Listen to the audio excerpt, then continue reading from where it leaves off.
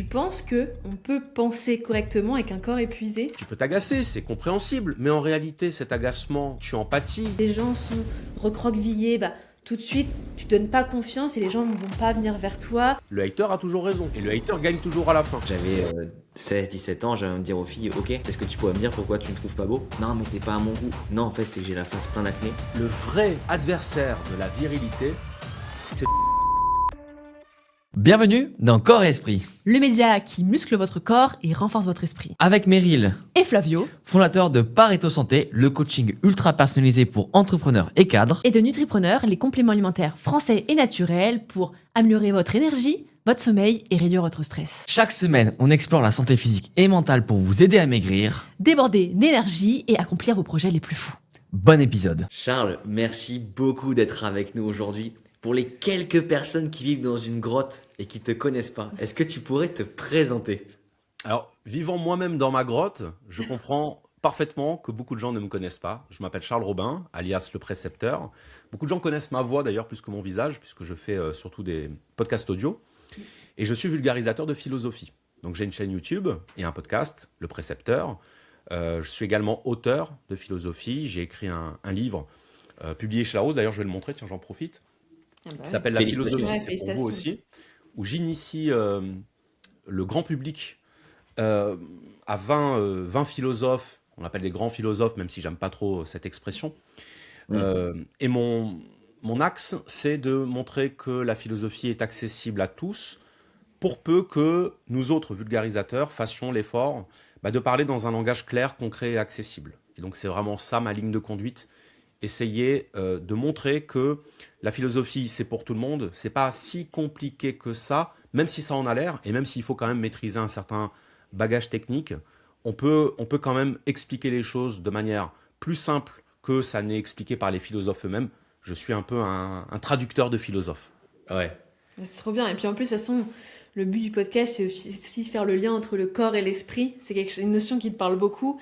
Et c'est un angle qu'on n'a pas encore vu, tu vois, sur le podcast. Et justement, ton approche avec la philosophie, ça va être hyper intéressant de voir ça. Donc franchement, on a trop hâte. On a préparé plein de choses. Ouais. Je pense Je que suis très tu vas content. kiffer et ça va changer aussi de peut-être ce que tu fais un peu. Mais en même temps, tu vois, en gardant ta patte, donc c'est trop cool. Et pour mettre en avant aussi ton livre, pour la petite anecdote, moi avec mes meilleurs amis, on t'a découvert il y a peut-être 4-5 ans. Ah Je oui. sais pas si c'est possible. Et en fait, on était les premiers à parler de philo où nos potes ils allaient en soirée et nous on se disait mais les gars, vous pensez quoi du stoïcisme et tout? Tu peux pas le voir, mais là j'ai toute la panoplie de Marc Aurèle. Donc voilà, ça fait longtemps qu'on écoute aussi ce que tu dis. C'est pour ça qu'on est content de te recevoir parce qu'on sait que tu es super pertinent dans tes propos à chaque fois. Vous savez que j'ai beaucoup de podcasteurs, de youtubeurs ou de personnalités au sens large, dont j'ai découvert qu'elles m'écoutaient. Et notamment, pas que, mais beaucoup chez les sportifs. Chez des gens qui s'intéressent au corps, justement. Alors, je ne sais pas si c'est parce que quand on fait du sport, ça s'accompagne généralement d'une réflexion sur le corps, d'une réflexion sur le bien-être, voire sur le bonheur d'ailleurs, puisque je suis le premier à dire que faire du sport, avoir une activité physique, c'est bon pour le corps, pour la santé et aussi pour l'esprit. C'est pour ça que je fais du sport, parce que ça me détend l'esprit et donc je travaille mieux quand je fais du sport. Mais en tout cas, c'est quelque chose, la philosophie, qui est en train de s'associer, je dirais, à l'activité physique, et je trouve que c'est une très bonne chose. Parce que moi, c'est un petit peu le pendant inverse, c'est-à-dire que je fais de la philosophie, c'est mon activité principale, mais je tiens absolument à conserver le sport dans mon hygiène de vie, et inversement, certaines personnes font du sport, c'est leur activité principale, mais ils accompagnent ça de philosophie. Je pense que les deux sont comme deux béquilles, comme deux jambes qui nous permettent d'avancer. Bah d'ailleurs, ça tombe bien parce que c'était le premier sujet qu'on voulait aborder avec toi. Je sais pas si mes souvenirs sont bons, mais je crois que Platon, ça veut aussi dire large d'épaule. Oui. Voilà, c'est ça. Alors Et- en fait, Platon, ça veut dire le large. ouais. Et la question est de savoir est-ce que c'est littéral ou métaphorique. Le large ou le grand, le costaud. Et certains disent que en fait, c'est pour traduire l'idée que c'est un esprit fort.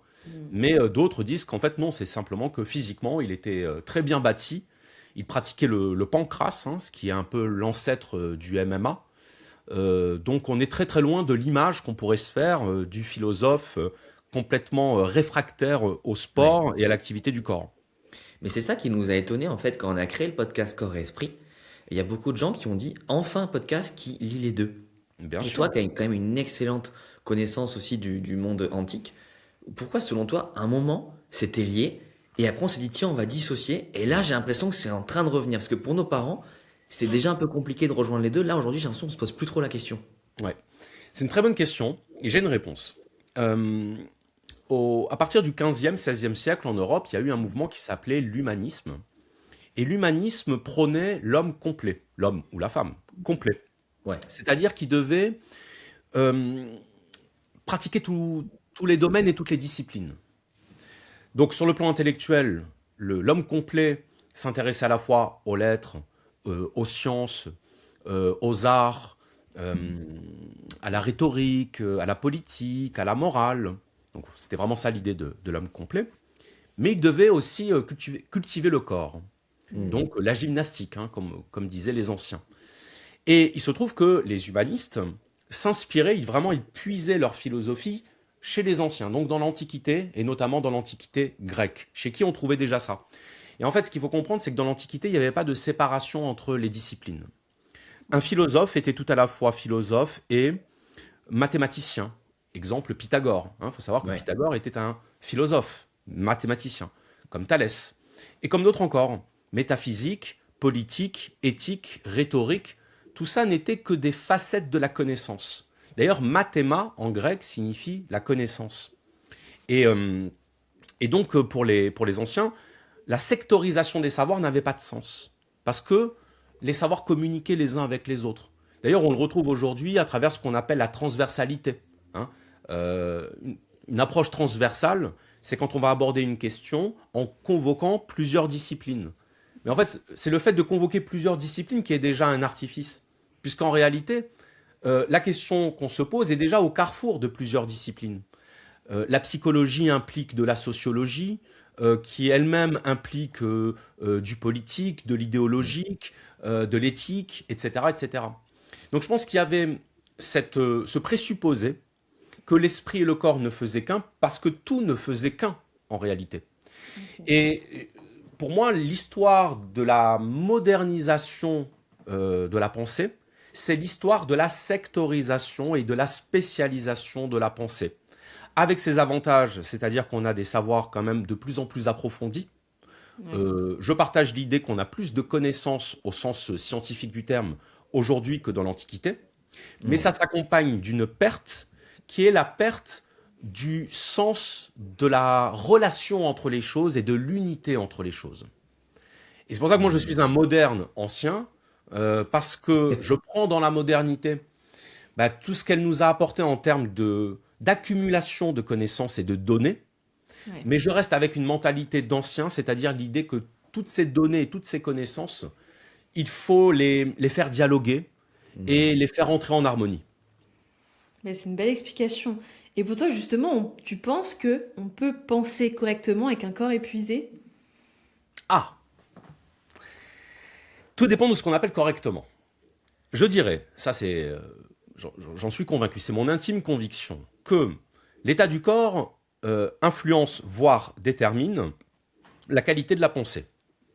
Alors là-dessus, je ne suis pas très original parce que c'est très spinoziste ce que je viens de dire. Spinoza, c'est quelqu'un qui en réalité ne sépare pas le corps et l'esprit. Pour lui, c'est la même chose, vu sous deux facettes, sous deux attributs, comme il appelle ça, différents.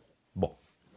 Mais si on veut parler concrètement, il est évident que selon notre état corporel, on ne va pas penser la même chose et surtout on ne va pas penser de la même façon. Je prends un exemple.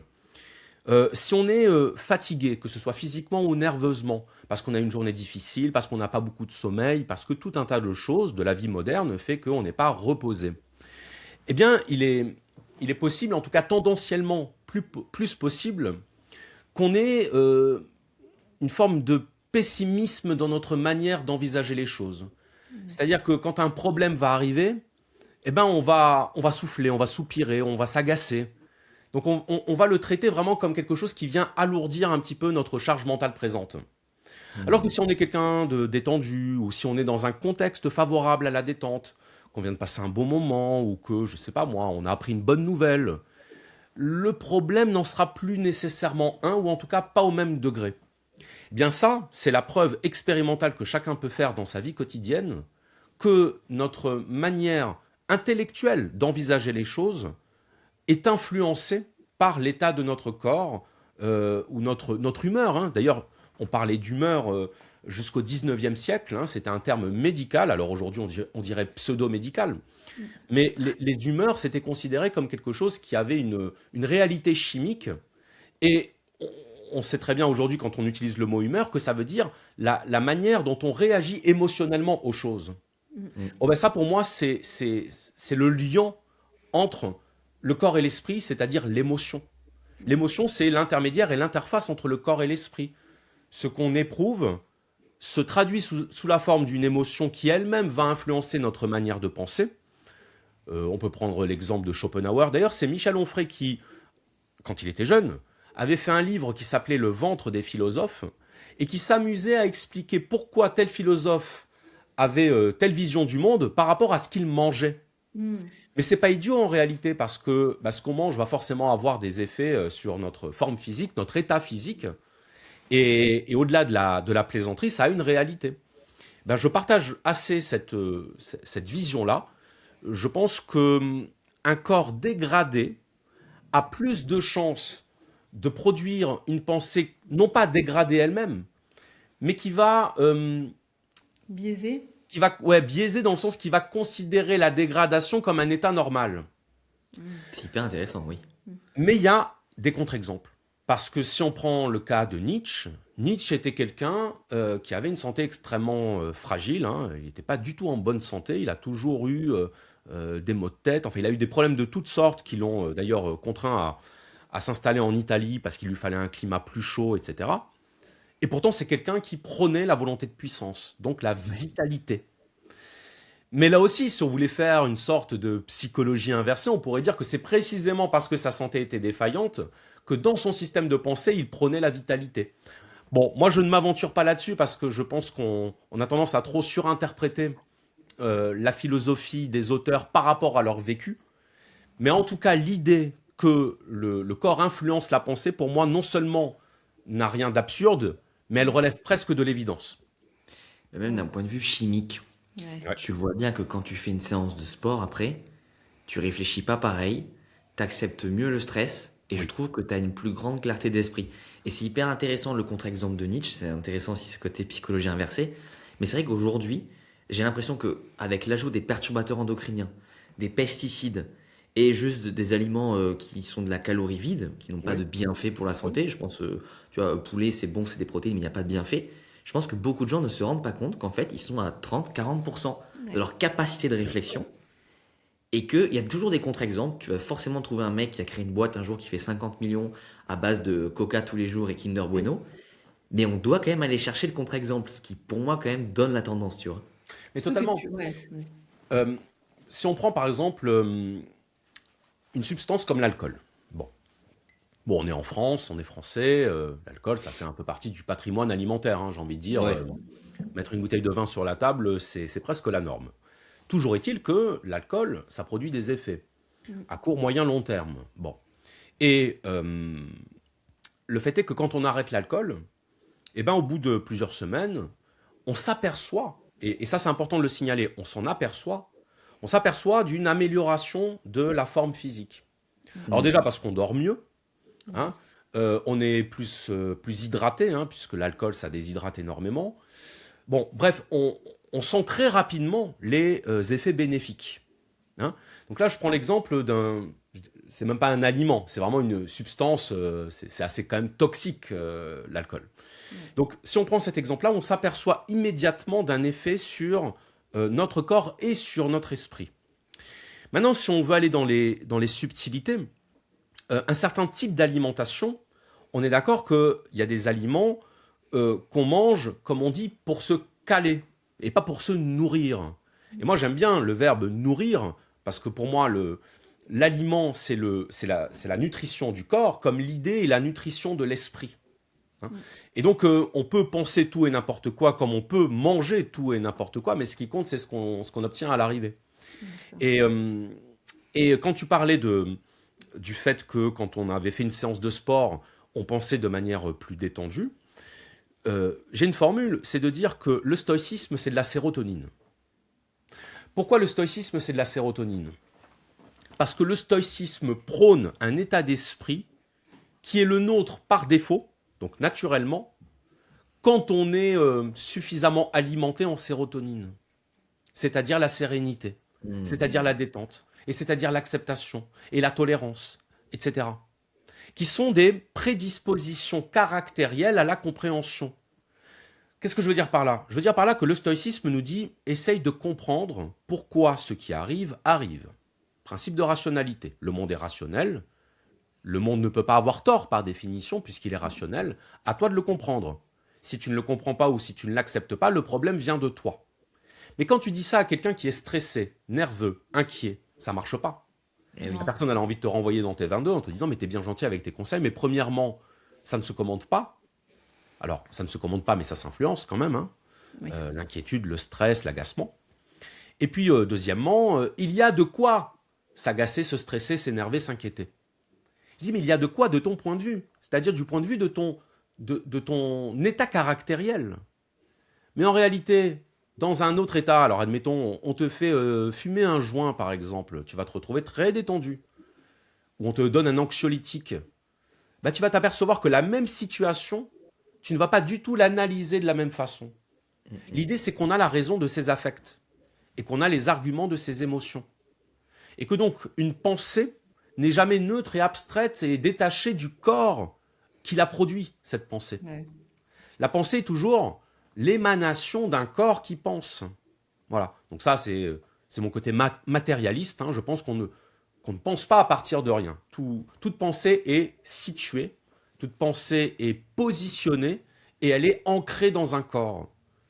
Donc, ça compte énormément. Et c'est pour ça que moi-même, n'ayant n'ayant aucune pudeur morale sur ce que les gens consomment, sur le fait de boire de l'alcool ou de prendre de la drogue. J'ai même fait un épisode sur les psychédéliques pour vous dire que ça ne me pose aucun problème moral. Mais par contre, j'ai conscience que ça a des effets psychiques et des effets sur la manière dont on perçoit et dont on pense le monde. C'est sûr, mais tu l'as dit, tu as parlé d'humeur. Et juste avec la modernité et les expériences maintenant, on a bien vu que ton microbiote influence aussi ton cerveau et donc ton humeur. C'est pour ça que si tu manges des aliments qui sont pauvres en nutriments, il y a beaucoup plus de gens qui vont être déprimés, qui vont avoir une mauvaise humeur. Donc tu vois, ça impacte la sérotonine aussi. Et donc forcément, là, on voit que le lien, il est hyper direct entre corps et esprit. Et même nous, on le voit bien quand on mange des nutriments, des vitamines, des minéraux, des acides gras, bah forcément, toutes nos hormones se portent tellement mieux. Et vu que c'est les hormones qui régissent notre corps, eh bien forcément, notre esprit est beaucoup plus clair, on est plus productif, on se sent mieux, comme tu l'as dit, de toute façon, quand tu es fatigué, tu le vois bien, tu es à fleur de peau, tu es plus irritable, tu es en colère. Donc, mine de rien, même si potentiellement ça influe pas tes idées, ça influe la manière dont tu les peut-être communiques, et donc forcément, ça peut avoir des répercussions négatives. À minima. Pour la plaisanterie, mais pas que, je prends souvent l'exemple de Schopenhauer. Pourquoi je prends cet exemple ? Parce que c'est l'archétype du pessimisme philosophique.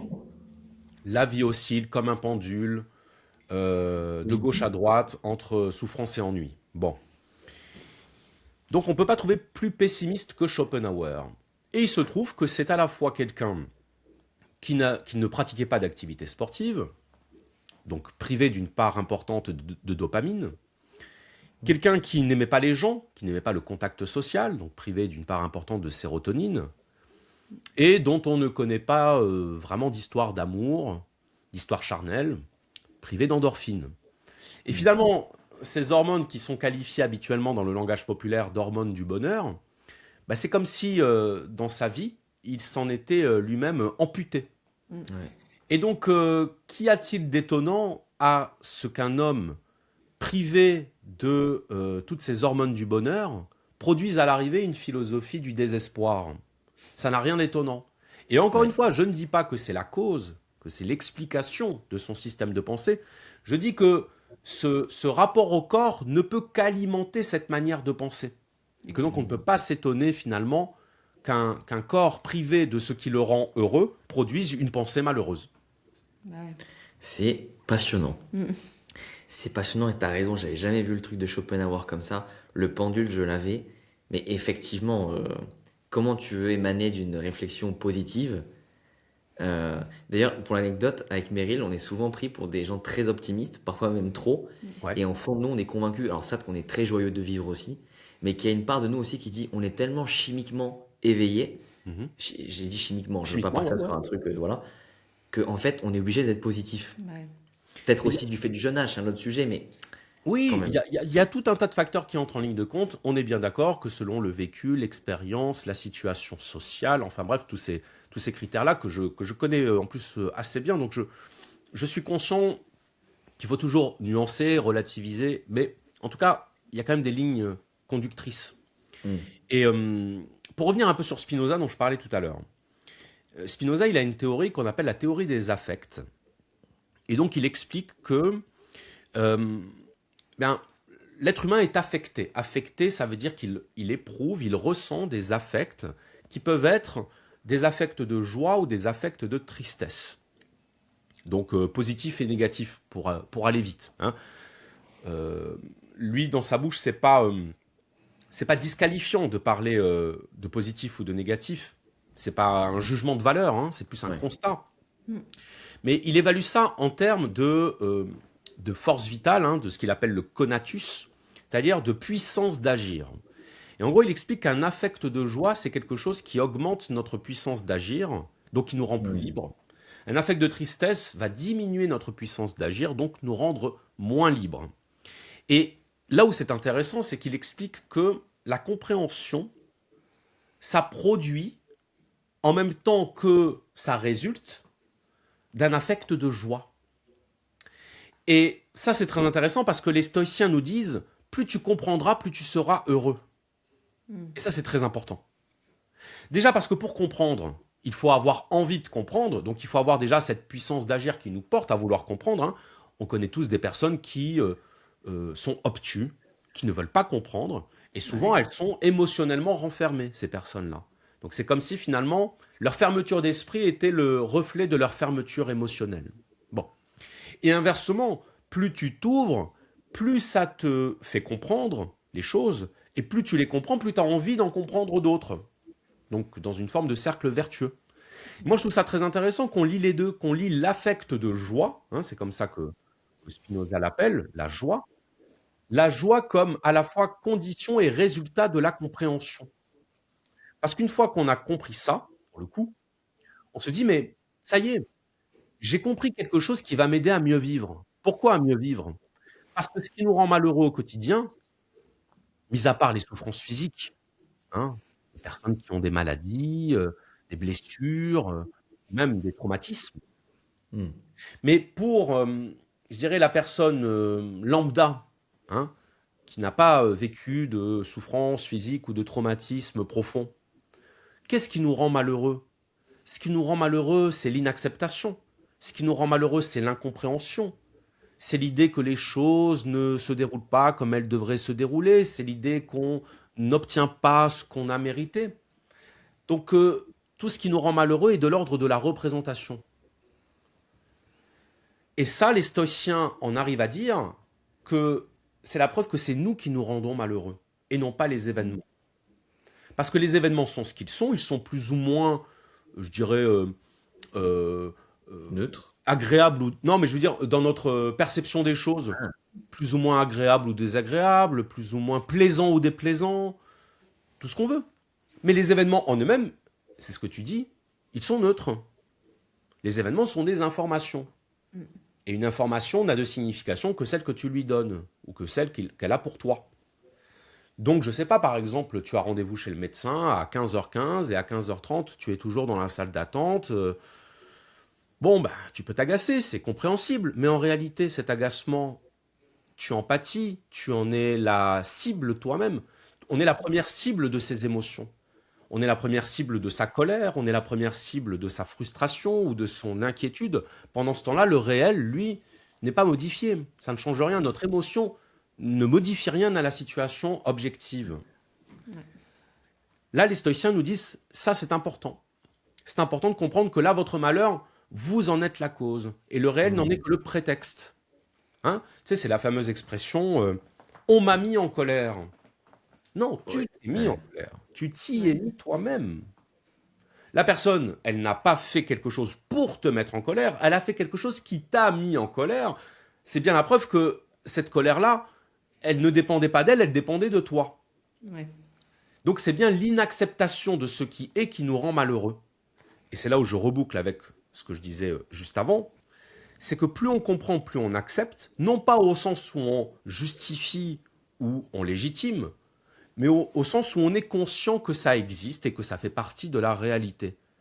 Et que s'étonner, s'agacer ou se mettre en colère que la réalité soit la réalité, ça n'a pas de sens. On voit que Ouais. la maîtrise émotionnelle a à voir avec la compréhension logique. C'est la phrase de Marc Aurèle qui nous dit dès l'aurore, dis-toi d'avance, je vais rencontrer un fourbe, un indiscret, un ingrat, etc. etc. Bref, dès l'aurore, dis-toi d'avance, je vais rencontrer l'imperfection du monde. Et parce que j'ai conscience que le monde est imparfait, quand je vais rencontrer une imperfection, je n'en serai pas affecté négativement. Je l'accepterai comme faisant partie de l'ordre du monde. Ça ne veut pas dire qu'on n'a pas nos faiblesses. Ça ne veut pas dire qu'on n'a pas nos moments de fatigue. Et que parfois, le coup de klaxon, il est plus fort que nous. Mais ça nous rappelle à l'ordre en nous disant, ce n'était pas contre toi. La personne ne sait même pas que tu existes. Hein, vous savez, l'accord Toltec, ne pas prendre les choses personnellement, ne pas en faire une affaire personnelle. La personne, elle vit dans son univers mental, à elle, et toi, à un moment donné, tu entres en collision avec cet univers mental. Mais en réalité, ton énervement ne va pas changer. Le fait qu'elle est dans son univers mental, que tu es dans le tien, que la réalité est ce qu'elle est, que la situation est ce qu'elle est, et que ce n'est pas grave. Parce que bien souvent, ce n'est pas grave. Hein, faut aussi dissocier. Alors ça, c'est vraiment... je veux dire, beaucoup de gens en font l'expérience, malheureusement, à leurs dépens. Il faut dissocier ce qui est contrariant de ce qui est grave. Hein, une maladie incurable, c'est grave. Un dégât des eaux, c'est contrariant. Oui. Voilà. Mais En qu'on se t'écoutant, rende je me vraiment, j'allais dire, dans un état de tristesse ou de colère parce qu'il nous est arrivé une contrariété, eh ben, c'est marquer des buts contre son propre bonheur. C'est beau. Mm. En t'écoutant, je me suis mis dans la peau d'une personne effectivement très stressée, qui n'a pas forcément des bonnes fondations en termes de santé mentale, santé physique. Et je comprends aussi, en fait, ton discours, je valide à 100%. Et je comprends que pour les gens, comme tu dis, des fois, c'est compliqué de dire non, mais je vais prendre du recul sur ça. Mais en même temps, je trouve que c'est hyper important et voire obligatoire, ne serait-ce que pour pas engranger un cercle vertueux. Je trouve qu'il y a souvent des cercles vertueux et vicieux, je voulais dire, pardon, en santé. Et si tu vois, tu prends tout négativement, là, comme tu dis, je pense que c'est la pente ensuite à même te raconter l'illusion que le monde est contre toi. C'est un truc qui m'a toujours étonné, moi, c'est les gens qui disent, moi, je suis quelqu'un qui est pas chanceux. Je me dis, dans quel état d'esprit tu te mets si tous les matins tu dis, de toute façon, moi, je suis pas chanceux sur Terre. Ouais. Enfin, Il y a énormément d'exemples et de situations qui illustrent ce dont tu parles. Il y a par exemple des personnes qui n'arrivent pas à garder des amis sur la durée. Il y a des personnes à qui la vie ne sourit pas, qui perdent leur travail, qui n'en retrouvent pas, ou bref, qui rencontrent des difficultés et qui, d'une manière vraiment totalement inconsciente et j'allais dire bien intentionnée, pensent que le monde est coupable, hein, que c'est la faute du monde, que le monde est injuste. Alors le monde est injuste pour effectivement beaucoup de personnes. En revanche, le monde n'est pas que injuste. Il est parfois la réponse, en partie, hein, il est parfois la réponse à notre comportement. C'est-à-dire que le réel nous envoie des informations. Quand on est quelqu'un, par exemple, d'intolérant, quelqu'un qui juge les autres, ou quelqu'un d'irrespectueux, ben, il arrive très souvent qu'on perde des amis, qu'on rencontre des oppositions, des résistances, qu'on se fabrique des adversaires, voire même des ennemis. Et tout ça va participer à nous mettre en difficulté. Autrement dit, statistiquement, on a plus de chances d'être malheureux si on se comporte mal que si on se comporte bien. Ce n'est pas une loi de science exacte, c'est une loi tendancielle. Hein? Pourquoi on nous apprend la politesse depuis qu'on est enfant ? Parce que quelque chose est inscrit dans notre instinct de survie qui nous dit, si tu es poli, tu favorises la probabilité qu'on soit bienveillant en retour avec toi. Oui. On est d'accord? Pourquoi personne Oui. n'aime les menteurs? Ça énerve les menteurs. Mmh. Ça énerve les tricheurs. Ça énerve les profiteurs. Parce que nous avons inscrit en nous un instinct de survie qui nous dit, pour être accepté par le groupe et ainsi bénéficier de l'aide du groupe, tu dois toi-même apporter ta pierre à l'édifice. Ouais. Tu ne dois pas faire travailler le groupe à ta place. Tu ne dois pas être le profiteur, le pique-assiette ou celui qui va tromper le groupe. Parce que pour ça, tu peux être exclu du groupe. Mmh. Hein? Et ça, je veux dire, l'être humain est un animal, on le trouve chez les animaux. Hein. Je lisais il y a quelques mois, puisque j'en ai fait un épisode, La morale anarchiste de Kropotkin, qui précède son livre, que je conseille à tout le monde, L'entraide, un facteur de l'évolution. Et en fait, il explique que l'être humain doit être altruiste, non pas par une supposée loi morale transcendante, mais parce que c'est ce qui garantit la survie d'une espèce quelle qu'elle soit, la solidarité. Et donc il prend des exemples d'espèces animales, et il dit voilà, dans telle espèce, je ne sais pas moi, de fourmis, ou de poules, ou d'oiseaux, eh bien si un individu de ce groupe trouve de la nourriture et n'en informe pas le groupe, il peut être exclu du groupe. Parce qu'à ce moment-là, ça voudra dire qu'il l'a joué personnel. Autrement dit, qu'il a oublié que sa survie individuelle dépendait de la survie du groupe. Donc nous sommes des animaux sociaux, nous vivons en groupe, et toutes les conventions culturelles que nous avons inventées, comme la politesse, comme dire bonjour, rendre un service, dire merci, hein, le fameux bonjour, merci, s'il te plaît, au revoir, hein, qu'on apprend à nos enfants. On n'accepte pas que notre enfant ne dise pas merci quand on lui offre une pièce ou un cadeau. Mais tout ça, c'est notre mémoire génétique animale qui nous dit l'important, c'est l'intégration au groupe. Et donc, c'est d'être dans un comportement et dans une disposition de bienfaisance à l'égard des autres. C'est là où j'en reviens à ce que je disais tout à l'heure. Plus on va être quelqu'un de fermé, d'hostile ou d'agressif, plus on risque mécaniquement de déclencher des réactions d'animosité à notre égard. Et donc, tout ça joue aussi dans notre situation dont on va ensuite se plaindre. C'est pas possible de rejeter la faute entièrement sur le monde. C'est pas possible. Encore une fois, pour certaines personnes, ça l'est, parce qu'il y a des personnes qui reçoivent des bombes sur la tête alors qu'elles n'ont absolument rien demandé. Ouais. Mais dans des civilisations relativement protégées comme les nôtres, il y a une grande part de notre malheur que, malheureusement, nous creusons avec notre propre pelle. Ouais, oui, on met pas les actions en place aussi pour avoir du positif en retour, quoi. Bien sûr. Vraiment, ça peut paraître anodin, mais la politesse, le sourire, l'engagement qu'on va manifester, même corporel, hein, l'engagement corporel qu'on va manifester à l'égard de quelqu'un, le ton, l'humour, toutes ces choses-là vraiment vont participer à créer un lien social et donc un lien affectif et donc du bonheur. Bah Vous ouais. voyez, il y a des personnes qui sont, comme on dit, asociales. Hein. Elles ne se sentent pas à l'aise en société, c'est-à-dire dès qu'il y a un peu de monde, elles n'osent pas parler aux gens, ça les intimide. Bon, et du coup, ça peut donner l'impression que ces personnes-là n'aiment pas les gens, qu'elles ne veulent pas se mêler aux gens. Et donc, ça peut leur donner, malgré elles, un côté antipathique. Ben, ces personnes-là vont avoir beaucoup plus de mal à nouer des relations et donc à élargir leur réseau social et donc à pouvoir compter sur leur réseau social. Elles vont en avoir beaucoup plus de mal que quelqu'un pour qui c'est plus instinctif, plus naturel, plus fluide. Hein. Donc ça compte aussi ce qu'on dégage. Bah, Et là, ça nous ramène un peu à la thématique du regard des autres, qui est de dire, les gens ne nous perçoivent qu'à travers ce qu'on dégage. Mm. Les gens ne lisent pas dans notre âme. Il y a des personnes qui sont hypersensibles et dont l'hypersensibilité va se manifester par de l'introversion. C'est plus fort que la réserve, plus fort que la timidité, parce que la timidité, ça peut avoir un côté charmant. L'introversion, ça peut avoir un côté bloquant, comme si on disait non, n'entre pas dans ma sphère, je ne t'y invite pas. Hein. Donc il y a tous ces mécanismes-là dont on ne se rend pas compte, mais qu'on manifeste malgré soi, et qui vont ensuite, en grande partie, influencer la manière dont les autres vont se comporter à notre égard.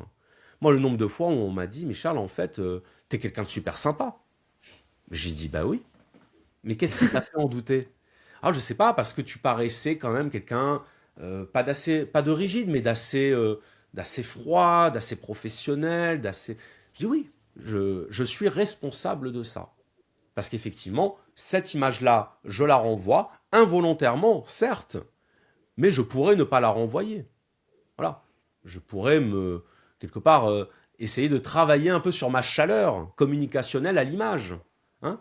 Mais sauf que ben, c'est le mode, j'allais dire, de représentation contemporain qu'est la vidéo, qui fait que je suis pas à l'aise, pas autant à l'aise que dans la vraie vie, on va dire.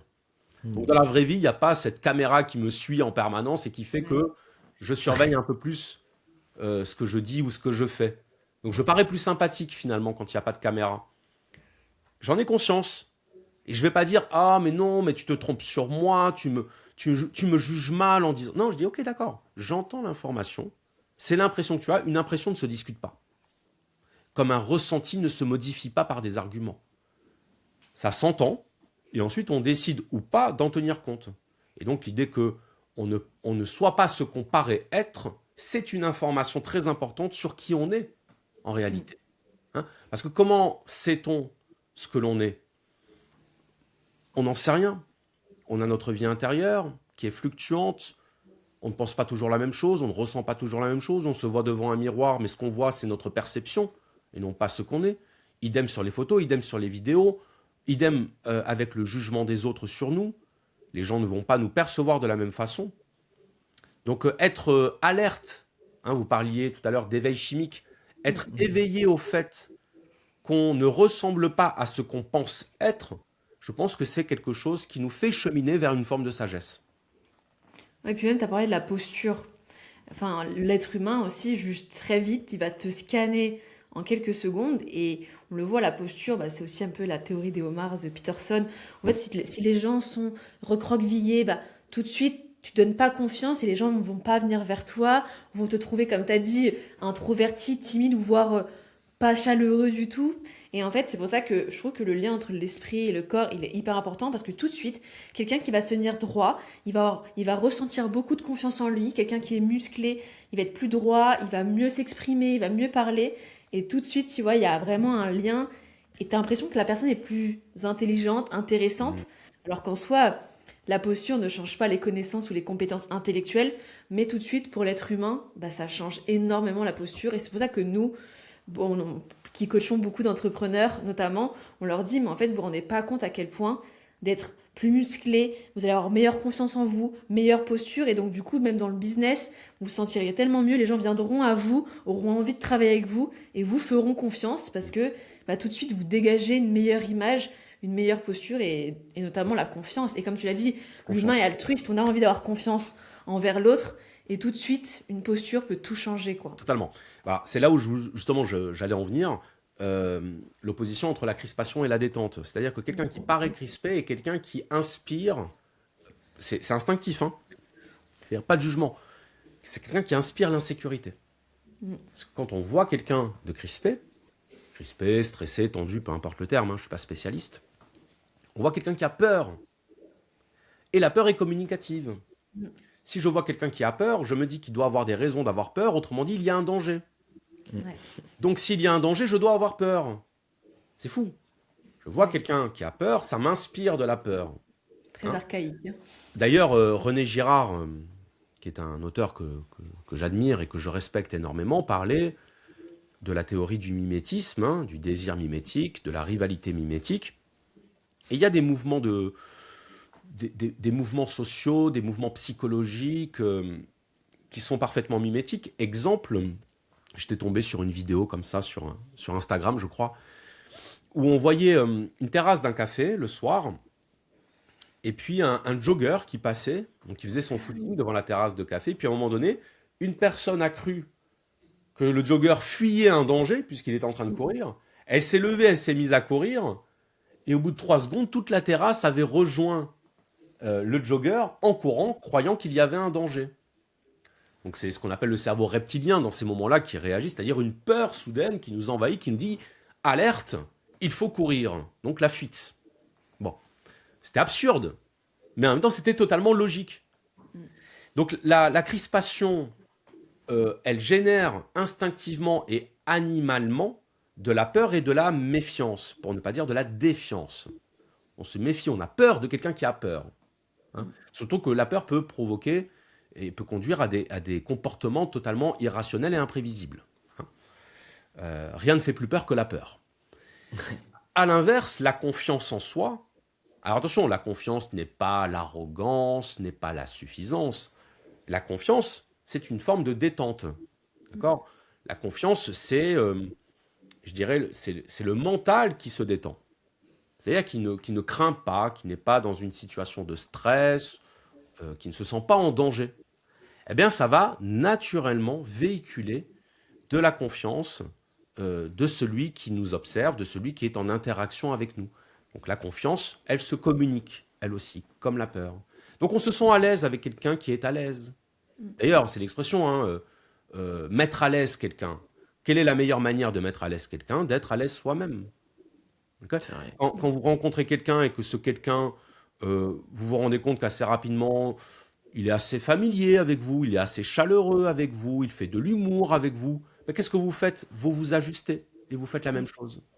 Vous aussi, vous devenez facilement familier, vous commencez à faire des plaisanteries et vous vous sentez en concordance émotionnelle avec cette personne. Et oui, parce que ce comportement aura créé ça. Hein. Après, je dis pas, il y a évidemment des, des alchimies particulières, hein, des équations émotionnelles qui fonctionnent particulièrement bien et qui ne sont pas, j'allais dire, prévisibles mathématiquement parlant. Mais il y a quand même une tendance générale à se sentir plus à l'aise avec quelqu'un qui est à l'aise, à se sentir plus en confiance avec quelqu'un qui est en confiance. Et ça se répercute dans absolument tout ce qu'on fait, dans tout ce qu'on dit et dans tout ce sur quoi on intervient. Hein. Ça, c'est très important vraiment d'en avoir conscience. Parce que c'est quelque chose sur quoi on peut travailler, c'est ça que je veux dire. Moi, par exemple, à la base, alors je dis à la base, c'est-à-dire quand j'étais enfant, j'étais quelqu'un de très timide. Et quand je dis ça aujourd'hui aux gens qui me connaissent, ils ont du mal à me croire. Je dis non, mais vraiment, j'étais timide, c'est-à-dire que le rapport à l'autre, le regard de l'autre, l'interaction avec l'autre me mettait mal à l'aise. Parce que parce que j'étais complexé, parce que je me sentais inférieur, parce que j'avais peur de dire une bêtise, j'avais peur d'être observé, scruté, jugé. Mais quand on gagne avec l'expérience, ça nous fait gagner en confiance aussi. Bien sûr. Et progressivement, on prend conscience de ce problème qui est notre timidité, donc on travaille dessus. Qu'est-ce qu'on fait? On s'entraîne à prendre la parole en public, on s'entraîne à avoir honte et à l'accepter, et à se dire que finalement, c'est pas grave.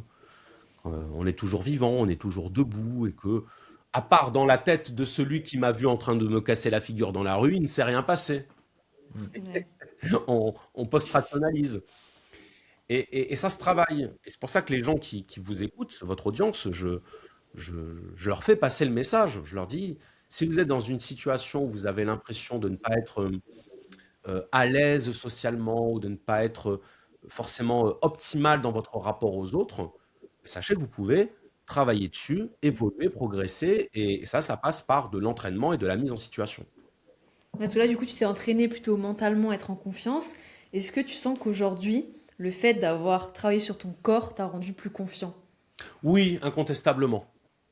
Incontestablement. Alors, bon, ce serait un peu hypocrite, mais je vais le dire quand même, de dire que parce qu'on fait du sport, on a une meilleure posture physiquement et qu'on est en meilleure santé, donc en meilleure forme, et que tout ça, c'est positif, donc ça fait qu'on se sent mieux de manière globale. Mais il y a aussi le côté, là, c'est pour être parfaitement transparent, l'apparence qu'on renvoie, l'aspect physique qu'on renvoie. Et c'est Ouais. vrai que c'est valorisant pour l'être humain de se sentir valorisé, ne serait-ce que physiquement. Je dénonce totalement l'hypocrisie qui consiste à dire que le physique n'a pas d'importance, Oui, bon, on est d'accord. Ouais. ou que la beauté, c'est subjectif, et qu'en fait, on peut trouver beau quelqu'un qui, pour les autres, serait laid. Je l'entends, attention, hein, il y a la question des goûts personnels, on est bien Bien d'accord. sûr. Comme on n'a pas tous le même palais, et donc quand on fait une dégustation de vin, on va pas tous trouver les mêmes vins bons ou mauvais. Mais il n'empêche que, selon ses propres critères à soi déjà, il y a un certain niveau de, voilà, je dirais, d'exigence qu'on a vis-à-vis de soi-même ou qu'on n'a pas, et qui fait que lorsqu'on l'atteint, ce niveau, bah, ça valorise l'ego. Et donc, ça met en confiance, qu'on le veuille ou non. Mais après, attention, moi, je ne suis pas quelqu'un qui dénonce l'ego comme étant un mal absolu. Pour moi, l'ego est une étape. Hmm. C'est-à-dire que l'ego, c'est quelque chose qui est défensif, selon moi. L'ego, c'est la partie de notre personnalité qui se défend contre les agressions du monde ou contre les agressions internes, c'est-à-dire les sentiments et les émotions issus de ce qu'on a pu subir ou vivre quand on était enfant. Donc ça fait partie de nous, l'ego. Et à un moment donné, l'ego, pour se survivre à lui-même, a besoin de se prouver des choses. Il a besoin de montrer. Il a besoin de dire « j'existe ». Et une fois qu'on a compris que tu existais, que tu as compris que tu étais capable, tout ce qu'on veut, là, on commence à dépasser l'ego, c'est-à-dire, bon, maintenant que c'est fait, maintenant que j'ai prouvé, que j'ai montré, je ne vais plus m'attacher au jugement. Je ne vais plus m'attacher à la valorisation et à la validation du groupe. On s'y attache toujours, mais moins. C'est-à-dire qu'on n'en fait plus une priorité, on n'en fait plus un objectif. Ouais. Et donc, on avance on progresse sur ce long chemin qu'est l'accomplissement de soi et qui, à un moment donné, a dû passer par le regard des autres et qui a pu finir par s'en émanciper. Ouais. Tu disais, je dénonce le fait qu'on dise que le physique ça compte pas. Anecdote, moi j'ai eu beaucoup d'acné, mais au point qu'on ne voyait presque plus mon visage à un moment. Et bizarrement, quand j'ai plus eu d'acné, ma vie a un peu changé, tu vois. Mhm. Et ça me faisait toujours rire, tu vois, quand les gens disent non, mais le physique ça compte pas. Ouais. J'avais 16-17 ans, j'allais me dire aux filles, ok, mais alors, est-ce que tu pourrais me dire pourquoi tu ne trouves pas beau? Non, mais t'es pas à mon goût. Non, en fait, c'est que j'ai la face plein d'acné et je conçois que ce soit pas très beau. Et c'est pour ça qu'aujourd'hui, quand on me dit le physique ça compte pas, D'ailleurs les amis, n'oubliez pas que sur nutripreneur.com, vous avez 20% avec le code corps-esprit-20. C'est valable une fois dans votre vie. Profitez-en pour faire le plein d'énergie, de santé et faire le plein à vos proches aussi. Et si vous êtes entrepreneur ou cadre et que vous avez besoin de perdre du poids et d'être remis en forme et d'être accompagné par des coachs, cliquez dans la description et voyez si vous êtes éligible pour le coaching Pareto Santé. Allez, on retourne à l'épisode. où il y a de l'hypocrisie, où c'est la phrase de quelqu'un qui n'a jamais eu de problème physique. Exactement. Comme Et l'argent ne fait pas le bonheur est la phrase de quelqu'un qui n'a jamais manqué d'argent. Parce qu'évidemment que l'argent ne fait pas le bonheur, mais ça, on le sait que quand on en a eu. Ah oui. Non, mais c'est C'est vrai, quand on n'a pas eu d'argent. on se rend pas compte de tout ce que ça peut permettre. Exactement. On voit ce qu'on ne peut pas faire à cause du manque d'argent. Et à l'inverse, la beauté, ça ne compte pas, ou c'est subjectif, ou c'est à l'intérieur. Oui, c'est très bien quand tu as les moyens de pouvoir dire ça sans que ça te coûte personnellement, sans que ça ne te concerne. Donc je suis absolument d'accord avec ça. Et c'est pour ça que je ne jetterai jamais la pierre à des gens qui, pour se sentir plus en confiance, vont faire de la musculation ou vont recourir à des traitements pour s'embellir, se rajeunir. Je ne juge pas ça, tout simplement parce que, premièrement, les gens font ce qu'ils veulent. Ça, c'est déjà un principe, tant que ça ne nuit pas aux autres. Et deuxièmement, qui connaît les raisons pour lesquelles quelqu'un fait quelque chose, au point de pouvoir lui dire ça c'est bien, ça c'est mal. Il y a quelqu'un qui a, par exemple, souffert d'un complexe physique et qui a souffert silencieusement, c'est-à-dire qui a eu honte, ne serait-ce que de reconnaître que c'était un complexe. Ouais, Et ça, c'est une vraie souffrance psychologique. je confirme. Et à un moment donné, cette personne, elle trouve le moyen de mettre un terme à ce complexe et on vient la juger en disant « Oh, mais t'es quelqu'un de superficiel parce que tu n'acceptes pas ce que la nature a fait de toi. » Mais si on acceptait ce que la nature a fait de nous, on n'aurait pas inventé les toilettes. On n'aurait pas inventé les vêtements. On n'aurait rien inventé puisque la nature nous aurait déjà donné de quoi largement survivre. Et oui, mais c'est dans l'essence de l'être humain de vouloir se projeter dans une condition supérieure. En tout cas, situation qui dépasse ces problématiques. Et si ta problématique dans un monde, en plus, qui juge énormément, c'est-à-dire la rivalité, la concurrence, la représentation, tout ça, ça compte énormément. Les enfants, au collège, à l'école, c'est extrêmement violent. C'est très brutal. On peut choper des traumatismes quand on voit la méchanceté dont sont capables les enfants dès lors qu'ils sont en groupe et qu'ils se comportent justement en bande mimétique. Hein. Tout ça est très animal aussi d'ailleurs, hein, et ça s'explique. Mais il n'empêche que si les personnes à un moment donné veulent avoir recours à des artifices pour se sentir mieux, je serais très mal placé et très mal venu de juger ça. Je suis assez radical sur la tendance qu'ont les gens à juger sur ce que les autres font ou sur ce que les autres paraissent, tout en se revendiquant d'une forme de profondeur et d'authenticité dans leur comportement. Je m'explique. Il y a des gens qui, lorsqu'ils vont sur les réseaux sociaux, ne peuvent pas s'empêcher de commenter et de critiquer des gens dont ils se disent, dont ils ont l'impression qu'ils se montrent, qu'ils font les beaux, qu'ils s'affichent, etc. Ouais. Et qui donc vont les mettre dans une case. Toi, tu es superficiel, toi, tu es arrogant, etc. Mais qu'est-ce qui est superficiel ?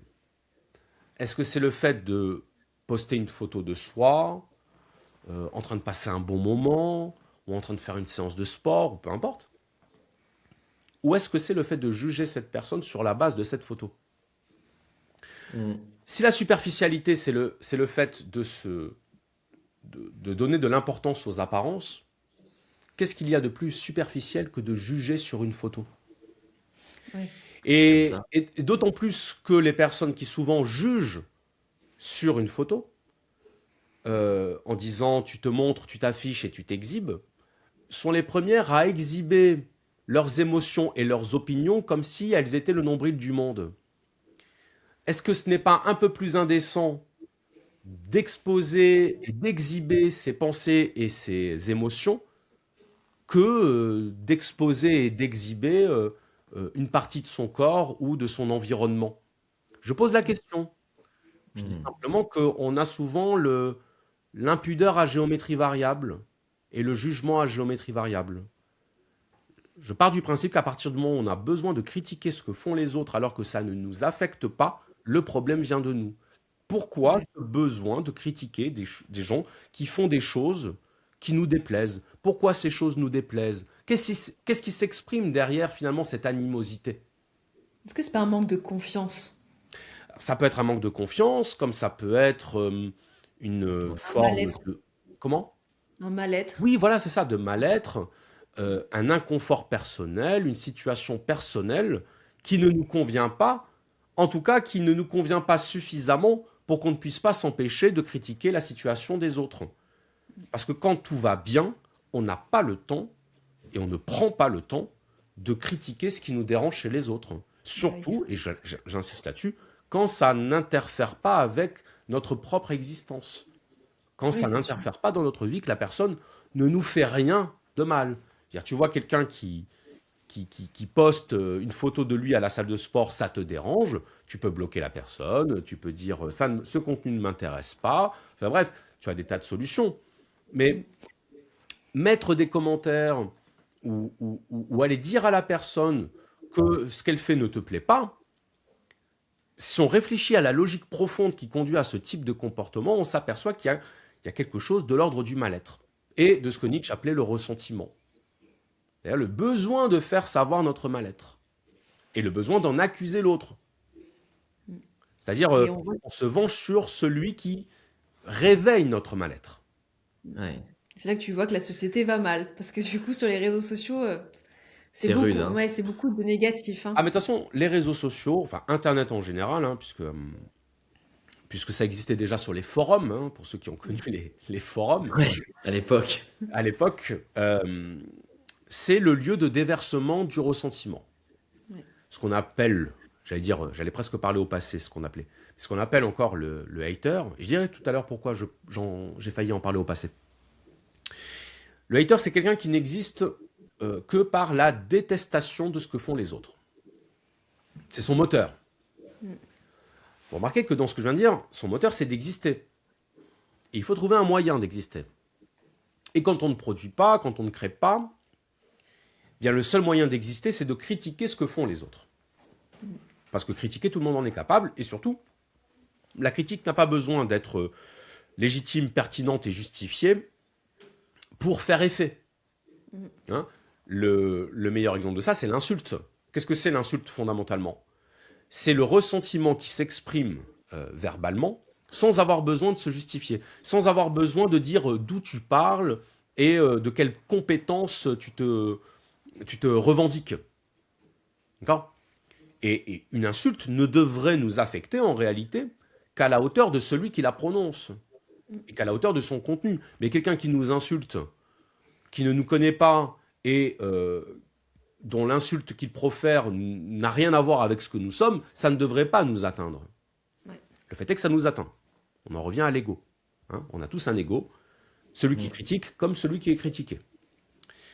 En tout cas, le hater, il a besoin de capter l'attention de celui qu'il déteste, parce que c'est à travers cette attention qu'il se sent exister. C'est le fameux « Ah, si tu réagis, c'est que j'ai visé juste ».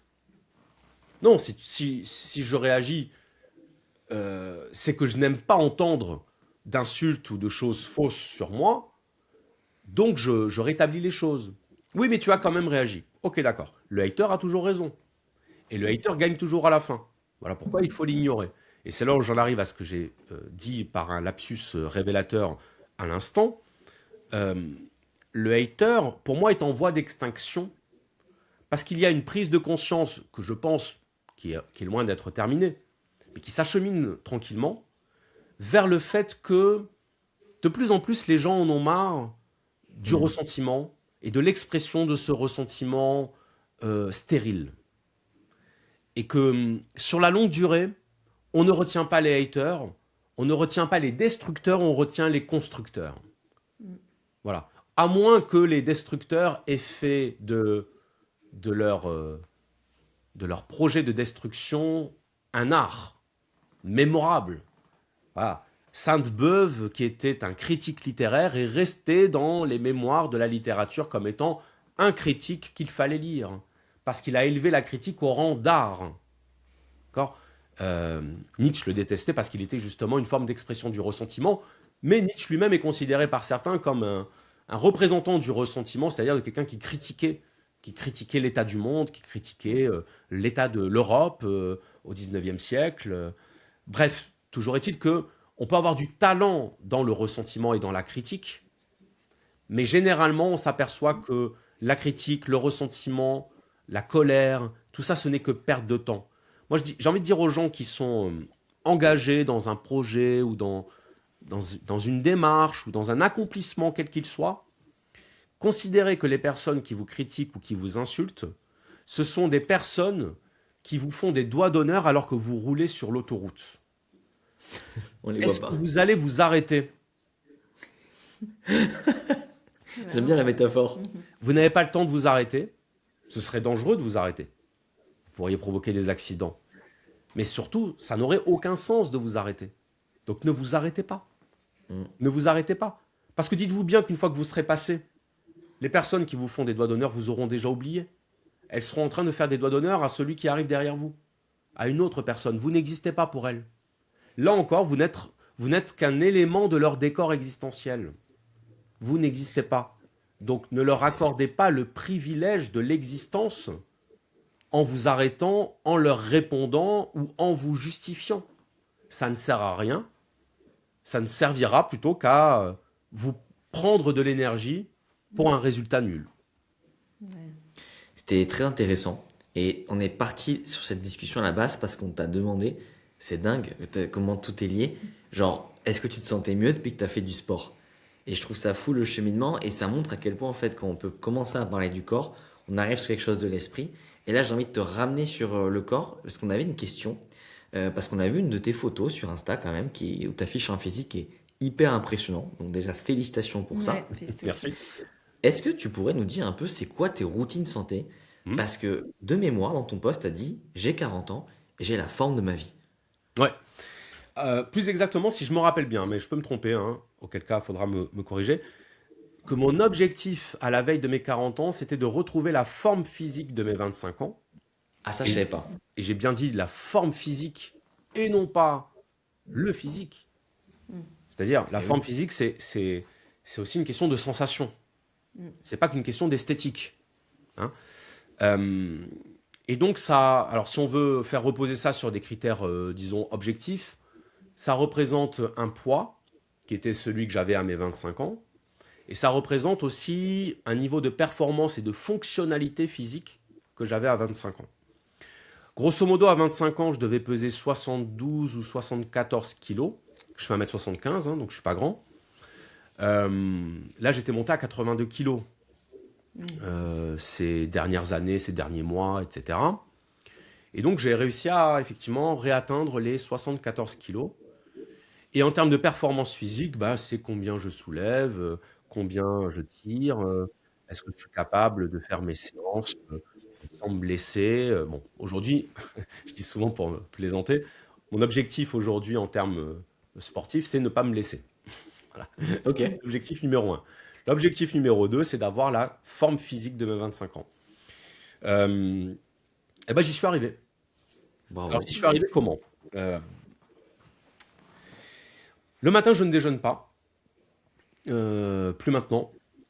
Parce que j'ai voulu diminuer ma consommation calorique et que j'arrive à me passer du repas du matin. Je n'arrive pas à me passer du repas du midi. Et ça a été de progressivement diminuer tous les aliments un peu toxiques sur les bords. Hein. Tout ce qui est sucre raffiné, tout ce qui est boisson sucrée, tout ce qui est fromage, même si j'adore le fromage. Hein, c'est vraiment une privation pour moi, je tiens à le dire. Ah, t'en manges pas? Très peu. Mais j'ai Ok. une intolérance au lactose qui fait que Ah, ok. ça aide au fait de m'en priver. Mais c'est quand même frustrant. Je me l'autorise de temps en temps. Les gens qui me fréquentent de près le savent. Parce que le fromage, je trouve ça délicieux. C'est de la vie. Et Ouais. dans ce cas-là, moi, du coup, juste parmesan, comté, mental, il n'y a pas de lactose dedans. Donc, pour ça, tu peux manger du Intéressant. Je fromage savais et il n'y a pas. pas de lactose. Et en plus, le parmesan, c'est hyper protéiné et tout. Donc, même s'il y a le D'accord. gras, on va dire qu'il y a du bon Ah, gras, c'est donc intéressant. ça peut être une astuce pour C'est toi. intéressant. Pour les lasagnes, ça peut être intéressant de Mais- se dire que le parmesan est autorisé. Parfait. Très bien. Donc voilà, j'ai évacué certains aliments de ma routine alimentaire. Essayé d'introduire de plus en plus de légumes parce que j'en mangeais pas suffisamment. Quelques compléments alimentaires aussi. Bon, vitamines, magnésium, un peu le pack classique, hein, rien d'exceptionnel. Après ma séance, protéines et créatine et collagène. Voilà, donc rien d'extraordinaire, vraiment ce que tout sportif de base fait déjà. Le sommeil, j'y attache une importance de plus en plus grande parce que la fatigue, ça s'accumule et ça se répercute énormément sur tout, sur la motivation, sur les performances, sur la frustration de ne pas avoir fait les performances qu'on aurait voulu faire, etc. Donc essayer d'avoir une bonne qualité de sommeil, ça c'est important pour moi. Et alors au niveau purement, je dirais, sportif et athlétique, je m'entraîne, je fais des exercices qui me procurent du plaisir. Qu'est-ce que je veux dire par là? C'est-à-dire qu'il y a certains exercices que je ne fais pas parce que ça me fait mal à l'épaule. Voilà. Parce que j'ai eu une bursite pendant 2 ans à l'épaule droite qui m'a immobilisé, qui m'a empêché de m'entraîner, et que dès que je sens que ça tire, je préfère ne pas prendre de risques, je fais attention, je veux surtout pas me blesser. Donc je fais des exercices dans lesquels je suis à l'aise. Je fais beaucoup de poids du corps d'ailleurs. Je suis assez bon sur les dips. Voilà, j'enchaîne les séries de 25 assez facilement, il n'y a aucun problème. Et traction, j'aime bien aussi. En tout cas, maintenant quand je vais à la salle, j'essaye de ressortir fatigué de ma séance. C'est intéressant, cette Ouais. vision. Parce que entre mes 30 et 40 ans, je remarquais qu'en fait, j'étais à 60%, 70% grand max de mes capacités. Et que quand je rentrais chez moi, j'étais pas vraiment fatigué. J'étais détendu. Maintenant, je cherche à être fatigué. Voilà. Parce que Ouais. je trouve que les résultats sont vraiment beaucoup plus importants quand on repart vraiment fatigué, en ayant vraiment donné tout ce qu'on a sans se blesser. Donc, j'augmente mes charges. J'augmente mes charges. J'essaie de faire une bonne exécution, des mouvements propres, des séries, alors plus ou moins longues, mais en tout cas de faire ce que je vise à chaque fois que j'arrive. Et une fois que ma séance est terminée, que je prends mon shaker de protéines, de créatine, etc., je fais ma journée sans penser au fait que je suis sportif. C'est-à-dire que oui, je vais faire des repas équilibrés, oui, je vais avoir mes heures de sommeil, mais après, je ne vais pas être non plus un obsessionnel. Donc, je ne suis pas quelqu'un qui pèse ses aliments, je ne suis pas quelqu'un qui compte combien... je veux dire, si j'ai envie de manger un steak avec des pâtes et des lardons, je le fais. Super, Ouais. c'est Je très le bien. fais, voilà, je le fais. Mais parce que je sais que je ne vais pas exagérer et abuser, et parce que tout simplement, je ne fais pas de la compétition, je ne suis pas modèle, donc j'ai pas besoin d'avoir un physique sec, propre et professionnel. Voilà.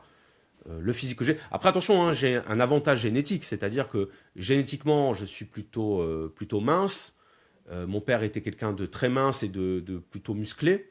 Donc j'ai un avantage génétique qui fait que euh, un jour j'ai pris un coach et je lui ai dit ce que je mangeais. Il m'a dit mais c'est pas possible que tu manges tout ça et que tu aies ce physique-là. Je dis oui mais j'ai un bon métabolisme, une bonne génétique donc j'ai cette chance-là. Mais sauf que la génétique à partir de 35-40 ans, ça devient, tu vois, Ouais. c'est quelqu'un qui t'abandonne progressivement. Hein.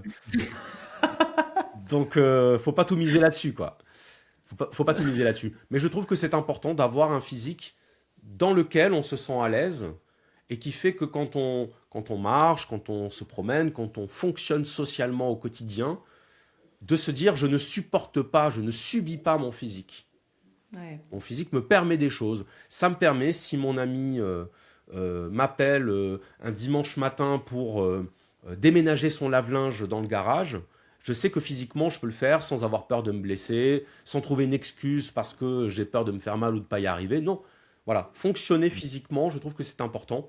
Et c'est pour ça que je disais que la fonctionnalité me paraît être aujourd'hui l'un de mes critères principaux. Voilà. Ouais. C'est hyper intéressant ce que tu dis. Nous, il y a beaucoup de gens qui viennent nous voir aussi pour l'aspect coaching et qui disent en fait, je veux juste être libre avec mon corps. Voilà. Pas refuser des vacances parce qu'il y a une randonnée. Pas amener mon fils, ça pour moi, c'est celui qui me touche le plus, au parc et voir que bah, papa ou maman reste assis sur le banc. Ah ouais. Et en fait, au-delà de l'aspect physique, il y a cet aspect fonctionnalité. Mais Et totalement. j'ai l'impression que c'est ce que tu recherches aussi avec le poids du corps et tout.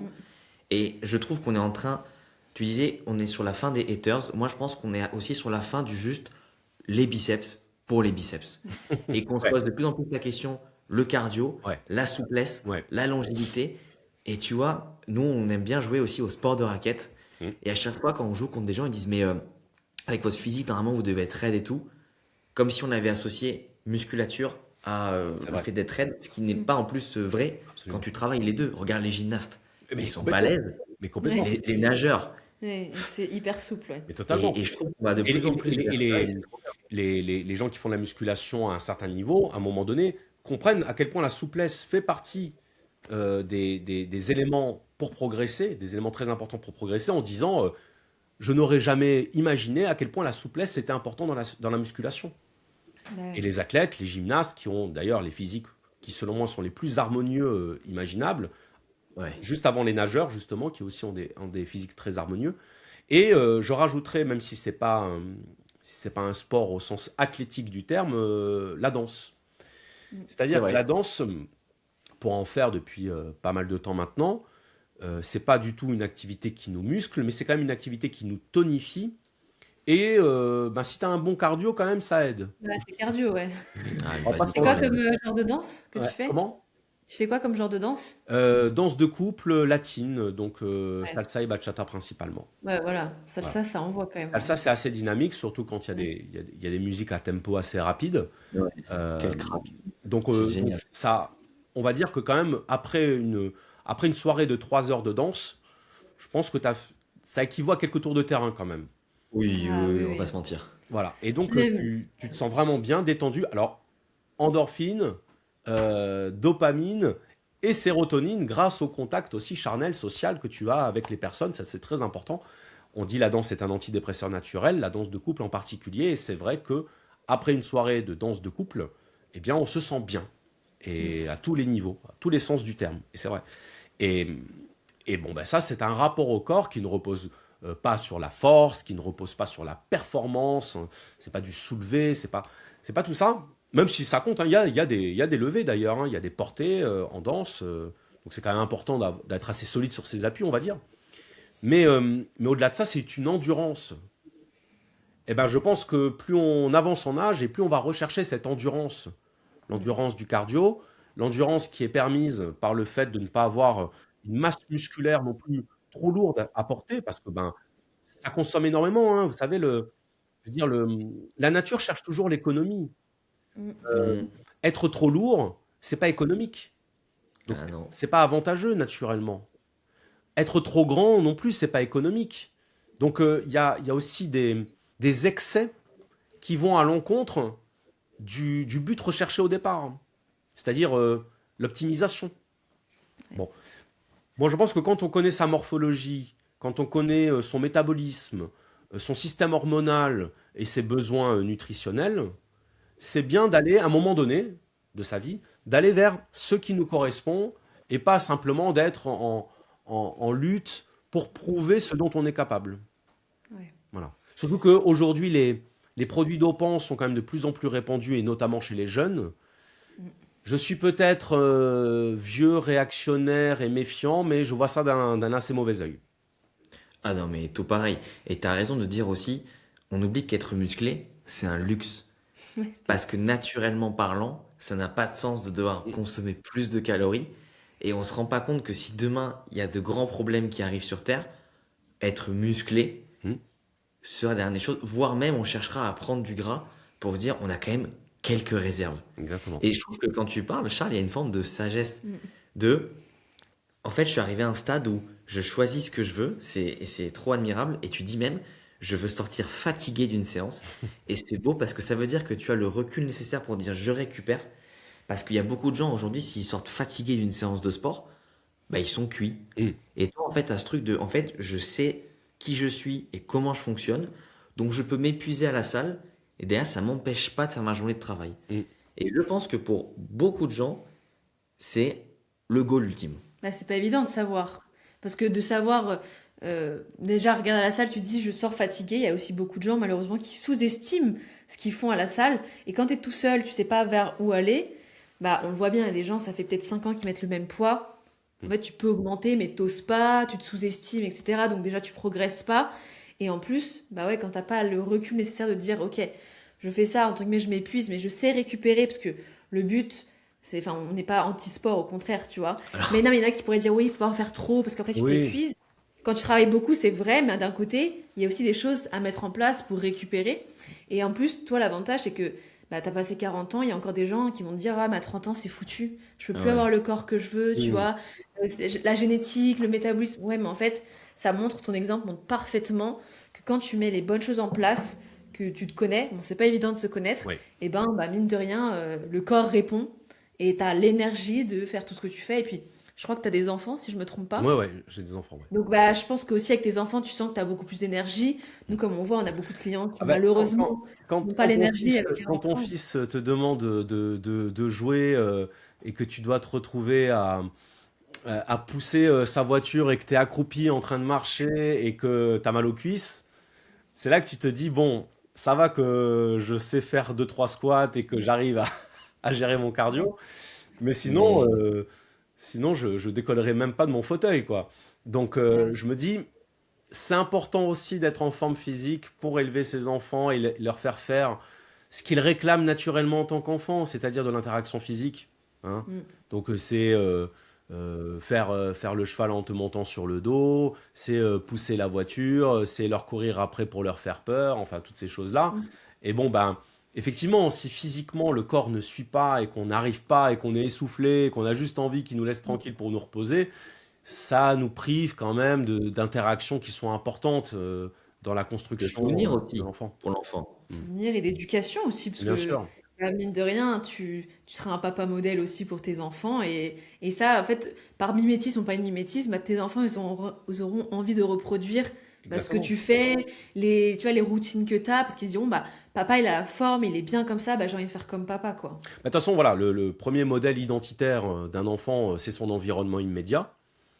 Dans l'environnement immédiat, il peut y avoir les parents, il peut y avoir les tontons, les frères, les sœurs, les nounous, tout ce qu'on veut. Mais moi, vu que je passe quand même pas mal de temps avec mon fils, je sais que je fais partie de son environnement de construction identitaire.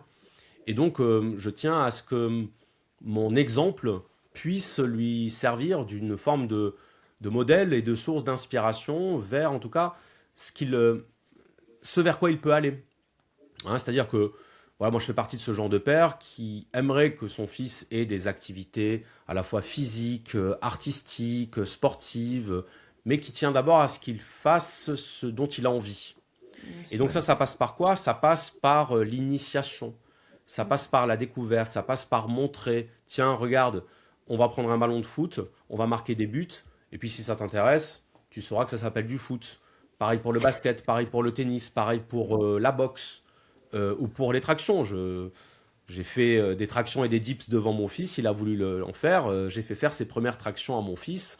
D'ailleurs, on sous-estime beaucoup la force des enfants quand même. Ils sont capables de soulever leur propre poids. C'est assez impressionnant. Il a quel âge? Il a 2 ans et demi.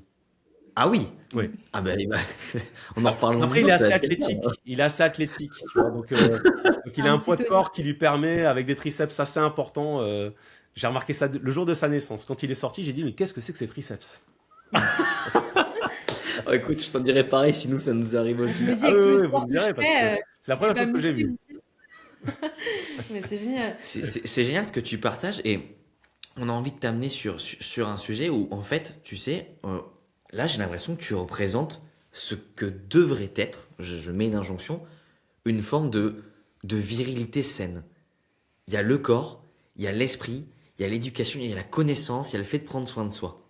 Et je trouve que c'est un sujet intéressant parce qu'aujourd'hui, rien que ce mot, la virilité, C'est tabou. masculinité, virilité, c'est... Et nous, on a toujours eu une interrogation parce que pour parler clairement, les gros bourrins, là, pour qui la virilité, c'est juste taper fort, moi, j'ai jamais compris. À l'inverse, ceux qui méprisent l'effort physique ou qui, juste de par leur connaissance, se sentent les plus intéressants, les plus intelligents. Et pour nous, en fait, la virilité ou le fait d'être une femme ou un homme complet passe par cette association parfaite de qu'est-ce que j'ai dans le crâne et qu'est-ce que j'ai dans le corps. Comment tu te positionnes putain, on a changé directement de sujet. Non, On a changé de ton. c'est en particulier Mais parce c'était que un truc intéressant à on parle de la aborder. figure du père, donc ça peut aussi ramener à la Ouais. question. Je dirais que le vrai adversaire de la virilité, c'est le virilisme. Le virilisme, c'est une démonstration de virilité. Donc, c'est la virilité qui se fait représentation. Le virilisme, c'est le besoin de montrer qu'on est viril, qui va passer par des clichés, qui va passer par des comportements toxiques, qui va passer par de l'agressivité, de l'injustice, parce que souvent, le virilisme tend à vouloir faire feu de tout bois, c'est-à-dire à trouver toutes les occasions possibles et imaginables pour s'imposer et se montrer comme étant supérieur, plus fort que les autres, ou plus courageux que les autres, parfois à son propre détriment d'ailleurs. Bon. Je pense que la virilité, je ne prétends pas du tout en être une incarnation, attention, hein, c'est ma conception. Je pense que la virilité, que j'imagine à travers des figures comme Lino Ventura, par exemple, qui est quelqu'un que j'admire énormément et que je trouve extrêmement viril, mais qui n'a pas besoin d'être violent pour être viril. Hein, ça passe par un regard. Hein, je renvoie les gens...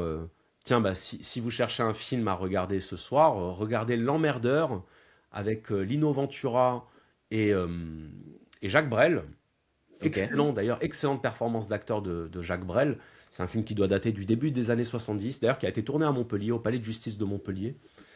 Et à un moment donné, on voit le personnage joué par Lino Ventura, c'est au début du film. Il va à la station essence, il fait son plein, il va boire un café, et un routier vient lui dire virez votre bagnole, vous empêchez mon camion de se placer pour remettre de l'essence. Et là, il le regarde avec sa tasse de café, il lui dit je finis mon café et j'y vais.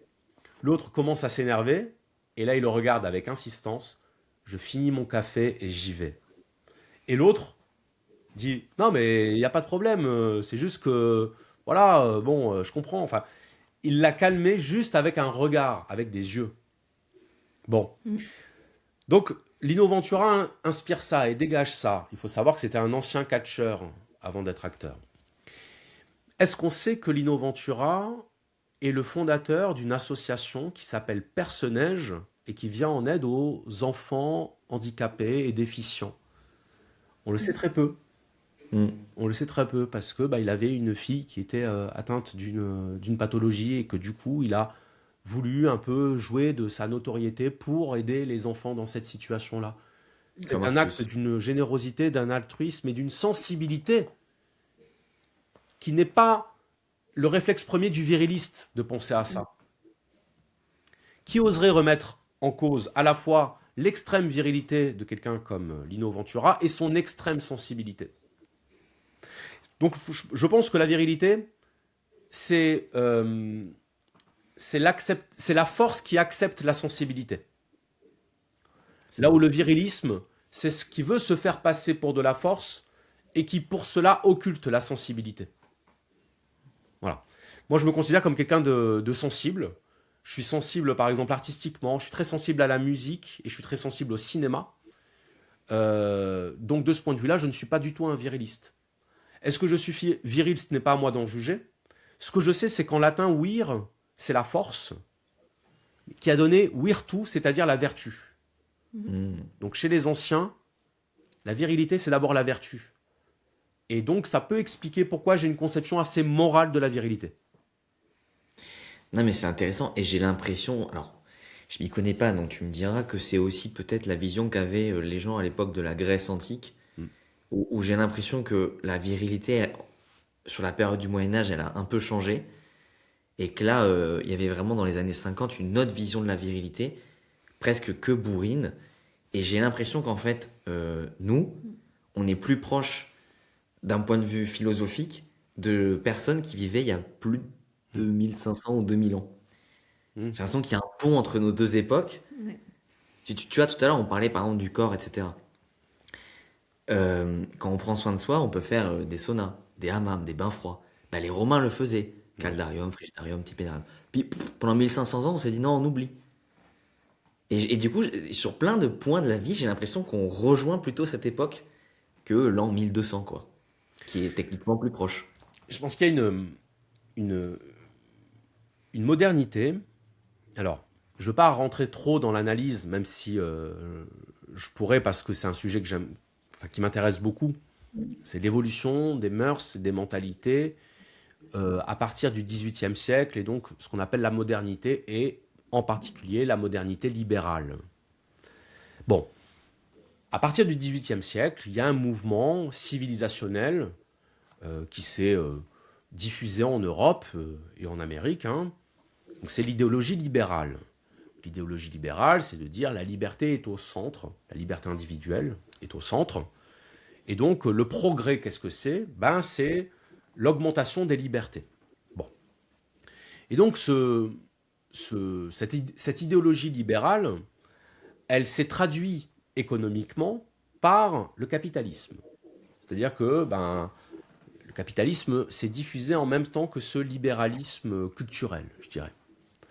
Et donc le capitalisme a connu des phases, des périodes qui ont évolué et qui ont entraîné une évolution des modes de vie et donc des mentalités, nécessairement. Avant la Seconde Guerre mondiale, on avait un capitalisme que Michel Clouscar a qualifié de prohibitif, répressif, autoritaire. C'est le capitalisme de l'épargne, c'est le capitalisme de l'effort, c'est le capitalisme de l'accumulation, de ce que les économistes appellent la thésaurisation. En gros, on travaille pour accumuler de l'argent, l'épargner et s'enrichir. Et on est passé après la Seconde Guerre mondiale, suite au plan Marshall, suite à l'influence, disons, de la culture américaine en Europe, à un capitalisme de la séduction, c'est-à-dire un capitalisme de la frivolité, du loisir, du plaisir, du sexe, de tout ce qui était ce qu'on appellerait l'hédonisme, vraiment de la jouissance. Et donc, les archétypes sociologiques se sont déplacés et ont évolué en même temps que ce système. C'est-à-dire que jusqu'à la Seconde Guerre mondiale, On avait des archétypes qui voulaient incarner la force de travail, la résilience, la résistance à l'effort, la tolérance à l'effort. Donc cette forme de virilité un petit peu à l'ancienne, dont sont héritiers les acteurs et les personnages phares du cinéma, de la littérature, du monde du spectacle des années 50-60, parce que c'était des gens qui sont nés avant la guerre, donc qui ont encore hérité de cette anthropologie. Et ensuite, on a glissé vers un capitalisme de la séduction davantage basé sur une forme de légèreté, une forme de subtilité, voire de féminité parfois, dont les hommes ne se considéraient pas comme, ils se considéraient pas comme autorisés à avoir cette forme de comportement. Donc on s'est retrouvé avec des typologies et des sociologies moins viriles dans la forme, plus ouvertes, plus inclusives, on pourrait dire. Et là, j'ai l'impression qu'il y a une sorte de retour en arrière.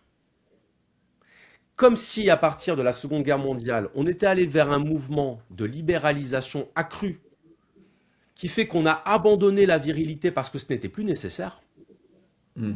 Et qu'à force de l'avoir abandonné parce que ce n'était plus nécessaire, c'est comme s'il y avait un rappel et un peu comme l'appel de la forêt de Jack London, l'appel de la virilité de la fin du XXe siècle et du début du XXIe, un besoin de retrouver cette forme de virilité qu'on a perdue depuis 50 ans. Ouais. Je ne sais pas si la théorie est vraie ou fausse, c'est l'impression que j'ai. C'est l'impression que j'ai de cette nostalgie peut-être d'une période pas si lointaine où les rôles étaient distribués, assumés et revendiqués. Mais Platon disait lui-même que le bouleversement entraînait toujours un désir d'ordre. Et donc peut-être que la révolution culturelle de mai 68, la révolution culturelle qui a été amenée dans la deuxième moitié du XXe siècle, a permis à la fois de libérer les esprits, les consciences, les comportements et les pratiques, mais a pu à un moment donné provoquer un désir de retour à une forme de cadre dans lequel les rôles étaient définis. Voilà. Et je trouve pas que ce soit ni bien ni mauvais. C'est simplement, qu'est-ce qu'on va chercher dans ces figures-là? Qu'est-ce qu'on va chercher dans ces archétypes-là? Et si on les nourrit de la conscience contemporaine et de tout ce qu'on a pu apprendre tout au long de ce XXe siècle qui nous a fait progresser sur le rapport à l'autre, sur le rapport à la différence, sur le rapport à l'altérité, je ne trouve pas que ce soit négatif en soi. Ouais. D'ailleurs, tu parles d'archétype. Généralement, j'ai l'impression qu'on associe beaucoup la vérité et la discipline. Et selon toi, est-ce que la discipline, c'est une forme de contrainte ou une forme de liberté? Comme dirait l'autre, les deux, mon capitaine. La discipline est une contrainte qui rend possible la liberté. Parce que la liberté n'existe pas sans la contrainte, tout simplement parce que la liberté est un résultat qui ne peut s'obtenir que par une forme de contrainte. Je prends un exemple. Bon, c'est l'exemple que je prends à chaque fois, donc il faudra que j'en trouve un autre ensuite. L'exemple du sportif.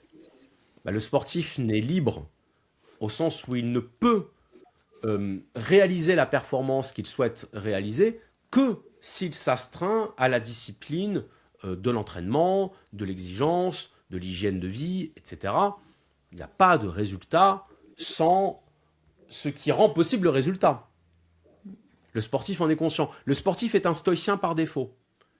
C'est quelqu'un qui sait qu'il y a ce qui dépend de lui et ce qui n'en dépend pas, qui ne va pas se poser la question de ce qui ne dépend de lui, de ce qui ne dépend pas de lui, mais qui va complètement s'investir sur ce qui dépend de lui. Ce qui dépend de lui, c'est sa préparation, c'est son entraînement, c'est sa diète, c'est connaître son adversaire. Il n'y a pas un tennisman champion du Grand Chelem, champion de Roland-Garros, champion de tout ce que vous voulez, qui n'ait pas étudié minutieusement les matchs de son adversaire pour savoir comment il joue, qu'est-ce qu'il risque de lui faire, etc. C'est Rocky qui regarde les combats d'Apollo ou inversement pour savoir quel est son point faible, quel est son point fort. Hein, l'entraîneur de Rocky qui lui dit tu vas boxer en droitier alors que tu es gaucher parce qu'il s'attend à ce que tu boxes en gaucher. Tu vas le surprendre. Et effectivement, c'est là qu'il le met la première fois au sol. Donc il y a toute cette préparation sur ce qui dépend de nous. Et puis, ce qui ne dépend pas de nous, par définition, on ne s'en soucie pas parce que ça ne dépend pas de nous. Voilà. Donc ça, c'est l'exemple de la discipline rendant possible la liberté. Maintenant, on peut prendre l'exemple de celui qui décide qu'il veut devenir médecin ou astrophysicien ou plombier d'ailleurs, parce qu'il n'y a pas de raison que ce soit réservé uniquement qu'aux professions d'élite, et qui sait que pour ça, il va devoir faire des études, passer des formations, étudier à l'étranger, que sais-je, ou voir des cadavres. Hein, on ne devient pas médecin légiste si on n'a pas appris à accepter de voir des cadavres devant soi, par exemple.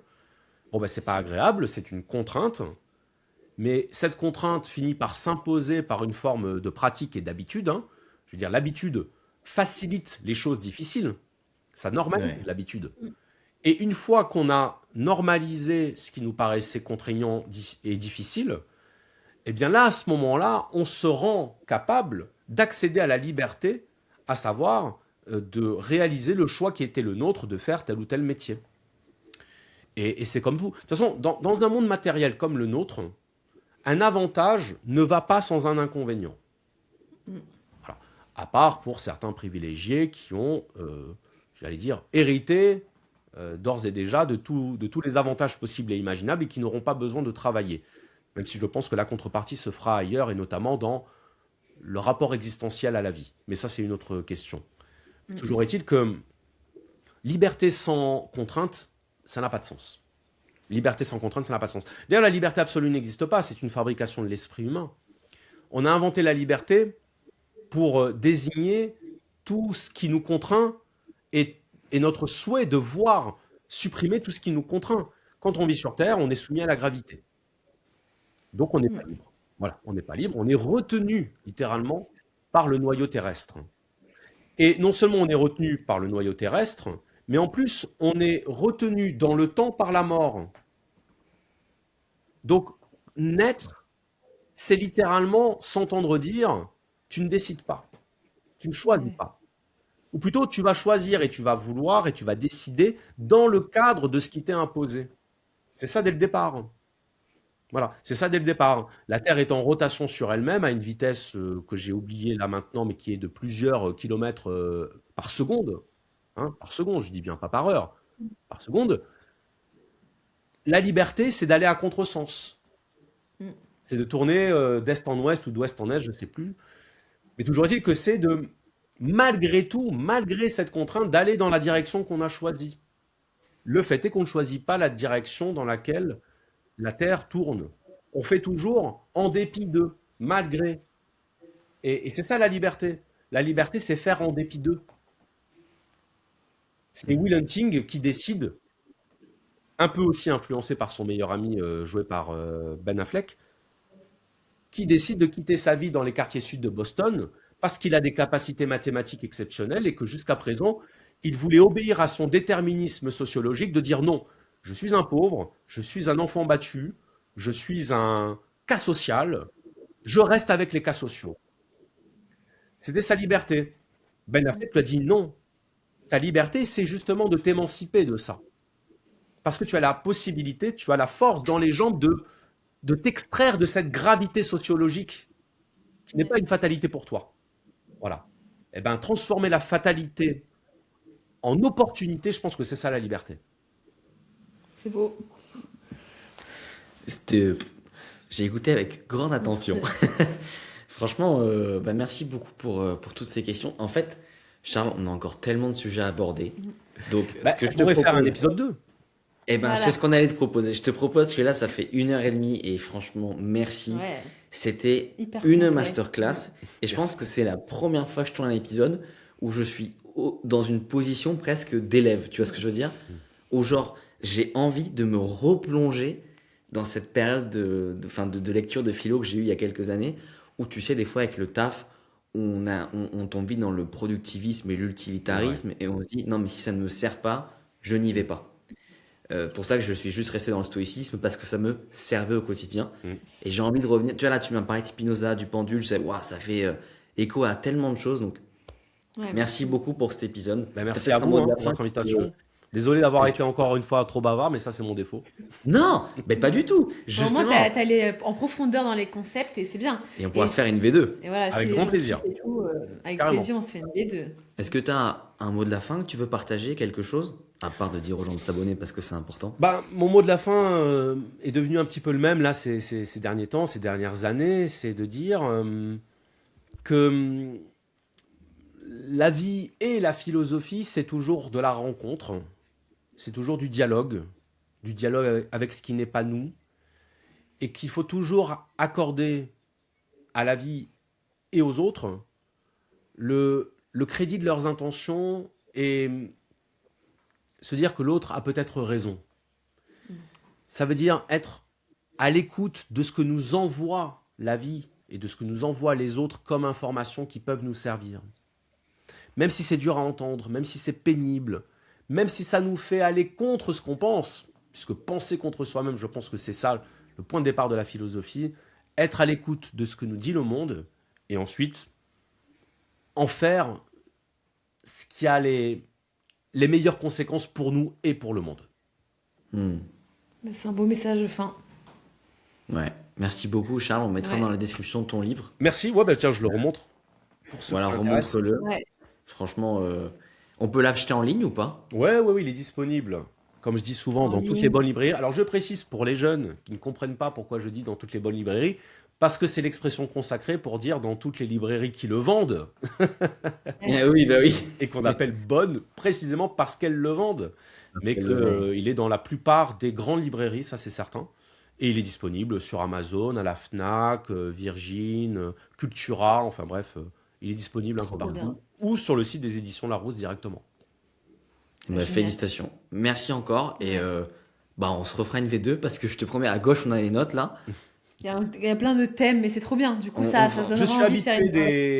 des Des- épisodes des- en plusieurs parties, donc il n'y a aucun problème. Voilà, les matchs aller, match retour, on va dire. Voilà, c'est ça. Merci beaucoup, Charles. Et Merci à vous. bah, pour tous ceux qui nous écoutent, pensez à vous abonner. Ouais. C'est très important. C'est grâce à vos abonnements qu'on reçoit des personnes comme Charles. C'est vrai, c'est important de le dire aussi. Et puis on se retrouve la semaine prochaine, Ouais, même heure. même heure. Bonjour. Prenez soin de vous. Salut. Salut!